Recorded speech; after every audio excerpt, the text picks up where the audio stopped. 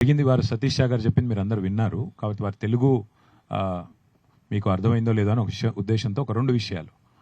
జరిగింది చాలా straight forward విషయం. వీరికి 1967 నుంచి ఇక్కడ భూమి ఉన్నది. తర్వాత స్వయంగా వారి పేరు మీద ఉంది, వారి భార్య పేరు మీద, వారి కూతుళ్ళ పేరు మీద సతీష్ షా గారికి భూమి ఉంది. 1967 అంటే దాదాపు 60 ఏళ్ళ నుంచి ఈ ల్యాండ్లో వారే ఉన్నారు, వట్టినాగులపల్లి గ్రామంలో. సరే, ఔటర్ రింగ్ రోడ్ వచ్చిన తర్వాత, ఇక్కడ తోటలు పెరిగిన తర్వాత, అన్ని పెరిగిన తర్వాత ఇవాళ ఈ భూమి విలువ 1 ఎకరం కనీసం 50 కోట్లు ఉంటుంది. అంటే దగ్గర ఇప్పుడు మనం మాట్లాడుతున్న భూమి యొక్క విలువ దాదాపు 1300-1400 కోట్ల రూపాయల విలువ చేసే భూమి ఇది. దీని మీద పొంగులేటి శ్రీనివాసరెడ్డి గారి కన్ను పడింది. పడ్డ తర్వాత ఆయన వారి ఇంటికి 2 సార్లు వచ్చారు. వారి కుమారుడు వచ్చారు.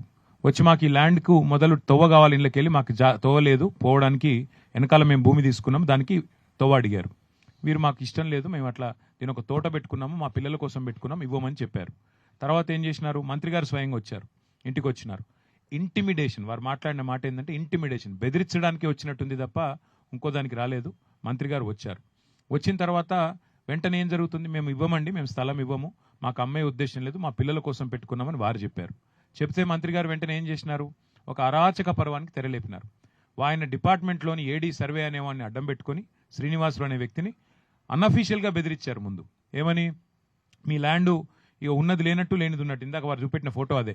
ఔటర్ రింగ్ రోడ్లోనే మీ ల్యాండు కొంత పోయింది, తర్వాత కొంత లేనిది పక్క సర్వే నెంబర్కి నూకి అటు చేసి ఇటు చేసి మొత్తానికి ఇచ్చేతందుకు, బెదిరించేతందుకు, వాళ్ళు ల్యాండ్ ఇచ్చి తీరాల్సిందే అని చెప్పి పరోక్షంగా బెదిరింపులు అధికార యంత్రాంగం ద్వారా చేసే ప్రయత్నం చేశారు.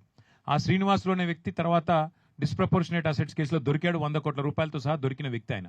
అలాంటి ఒక అక్రమార్కుని అడ్డం పెట్టుకుని మంత్రి గారు వీళ్ళ 27 ఎకరాల భూమిని గుంజుకునే ప్రయత్నం చేసినారు. వినలేదు. వినకపోతే ఏం చేసినారు, గూండాలు దాదాపుగా 5-6 జేసీబీలు, నంబర్ ప్లేట్లు లేని జేసీబీలు వచ్చి వీళ్ళు ఇక్కడ కట్టుకున్న గోశాల కూలగొట్టారు. భయభ్రాంతులకు గురి చేసి ఇక్కడ పనిచేసే సిబ్బందిని అందరినీ ఉరికిచ్చినారు. వారు మొత్తం కాంపౌండ్ వాళ్ళు కూలగొట్టారు. అరాచకం. కూలగొడితే సతీష్ షా గారికి, పల్లవి షా గారికి ఫోన్ వస్తే వాళ్ళు పరిగెత్తుకుని వచ్చినారు. పరిగెత్తుకుని వస్తే వాళ్ళకి చెప్పిన మాట వచ్చి దాడి చేసిన గుండాలు, ఇక్కడనే మిమ్మల్ని ఆప్కు జిందా గాడ్ దేంగే అంటే ఇక్కడే మిమ్మల్ని సజీవంగా పాతి పెడతాం అని బెదిరించారు. బెదిరిస్తే పాపం వాళ్ళు ఏం చేయాలో తెలియక పోలీసుకి ఫోన్ చేసినారు.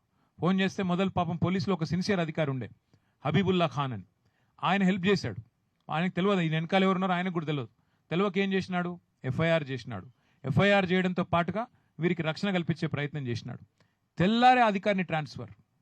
తెల్లారే అంటే మాకు అడ్డం వస్తావా, మేము భూములు కొల్లగొడుతుంటే 1000 కోట్ల భూముల మీద మాకు కన్నుబడితే అధికారంలో ఉన్న నేను నాకు అడ్డం వస్తావా అని చెప్పి రెవెన్యూ మంత్రి గారు తెల్లారే ఆ నిజాయితీ పరుడైన అధికారి, ఆయన మామూలు అధికారి కాదు, ప్రెసిడెంట్ మెడల్ ఇంకా ఇతర గౌరవ మెడల్స్ కూడా పొందిన అధికారి ఆయన నిజాయితీకి, అట్లాంటి అధికారిని హబీబుల్లా ఖాన్ని తెల్లారి వరకు ఎత్తవతలు పడేసినారు.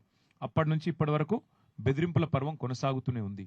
వాస్తవం ఏంది అంటే ఈరోజు 60 ఏళ్ళు వాళ్ళ చేతుల్లో ఉన్న భూమిని కూడా ఈ దాదాపు 2.5 ఏళ్ల కింద ఆయన మంత్రి గారు ఆయన అధికారాన్ని అడ్డం పెట్టుకుని, రేవంత్ రెడ్డి పలుకుబడిని అడ్డం పెట్టుకుని, ఇద్దరి యొక్క వ్యాపార భాగస్వామ్యాన్ని అడ్డం పెట్టుకుని ఈ రింగ్ రోడ్డుకి అవతలనేమో క్రషర్లు నడుపుతున్నాడు అక్రమంగా. నేను హరీష్ రావు గారు బయటపెట్టింది రింగ్ రోడ్డుకి యువతలనేమో ఇవాళ వ్యాపారాలు కాదు, ఇది అరాచక పర్వం.